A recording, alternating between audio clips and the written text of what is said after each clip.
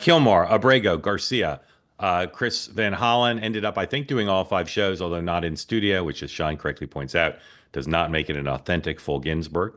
Um, but he was out and about, and he continued to play down the background of this gentleman. Um, and a big debate within the Democratic Party as to whether this is the hill they should die on. Gavin Newsom getting pushback from some of the Democrats on the Sunday shows for suggesting, no, we shouldn't be focused on this guy. We should be focused on what Democrats say they're going to focus on this week, which is quality of life and economics. You can put that back up.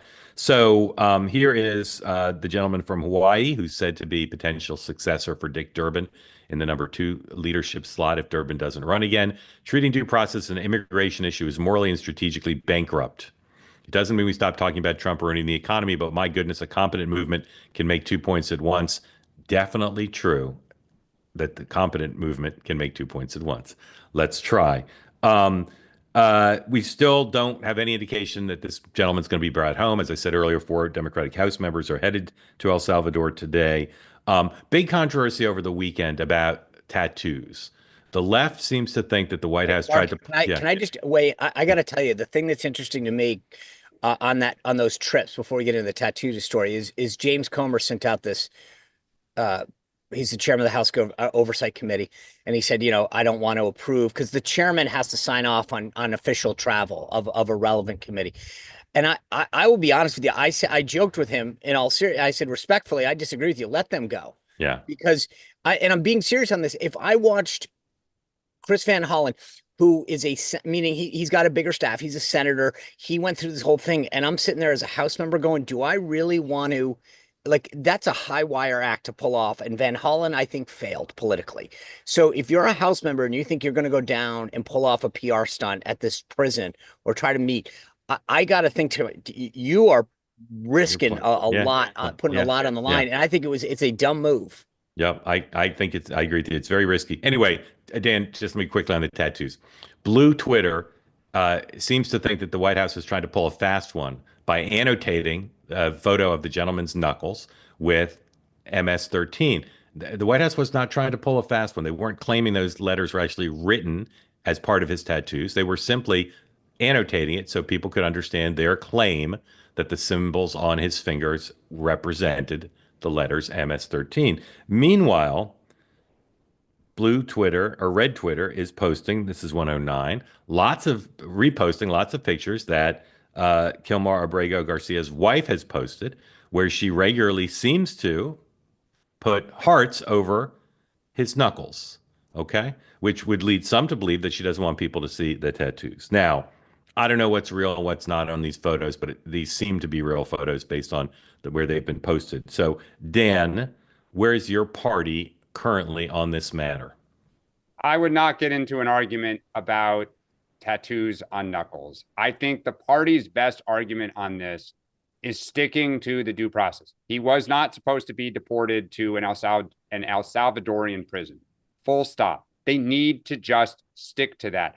Because there's 2 things I find interesting coming out of the weekend. One, there is no data that says this is a terrible move for Democrats or a great move for Trump. I have not seen Trump's poll numbers continue to decline. I haven't seen any material movement, net positive on immigration. He's positive on it, but there hasn't been a, 10, 15 point jump for him. So there's no data saying this is a winning issue. I will say anecdotally, people that I know that think the DEI stuff is outrageous, that are totally with Trump on a lot of stuff, do not look at this as a black and white the way we do or X does. And I find it interesting that Joe Rogan again talked about this issue, saying, if a different administration comes into power, it's Garcia today, it could be somebody else on some other issue tomorrow. He is queasy about it. I know we keep saying it's terrible politics, and I understand why one could think that. I'm not so sure this is. I'm just not so sure. It's not great for the Democratic Party. I don't think it's terrible for it. And I don't think it's great for Trump. It's the only issue they have right now to play. Every other issue, trend lines are bad, and they're moving deeper and deeper underwater. So they're banging, he's a terrible dude. And he is.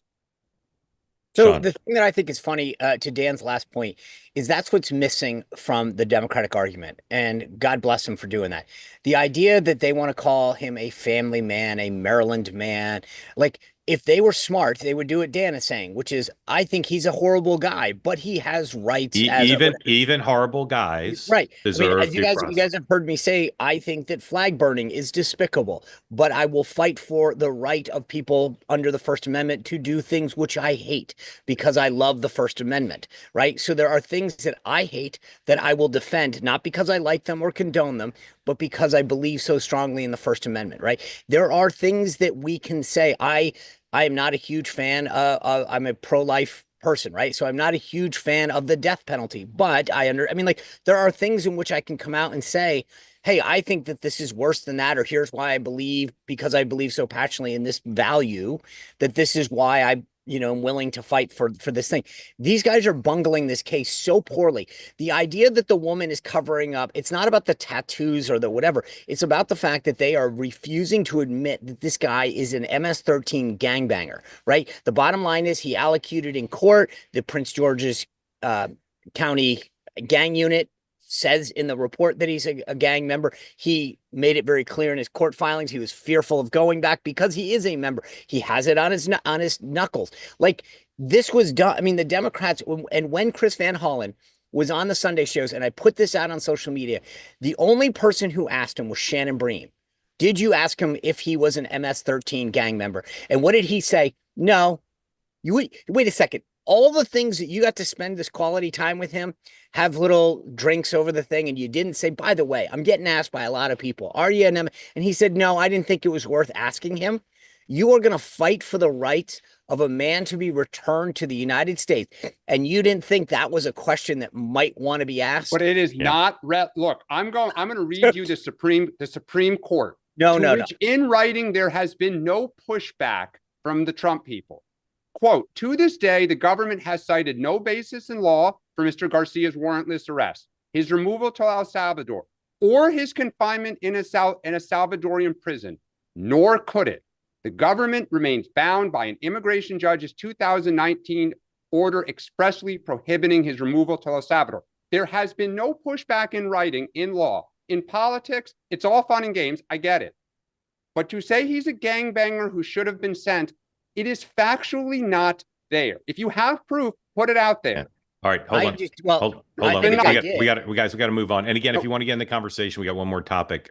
Please raise your hand. Wait, can I just tell you? I want to read from the book of common sense. You should ask the question. The idea that he didn't ask it. Hey, want to be part of the two-way community all the time? Hit the subscribe button. Great video clips like this, plus conversations like no other, full episodes, and more, always available on this channel. You got to hit subscribe to never miss a thing.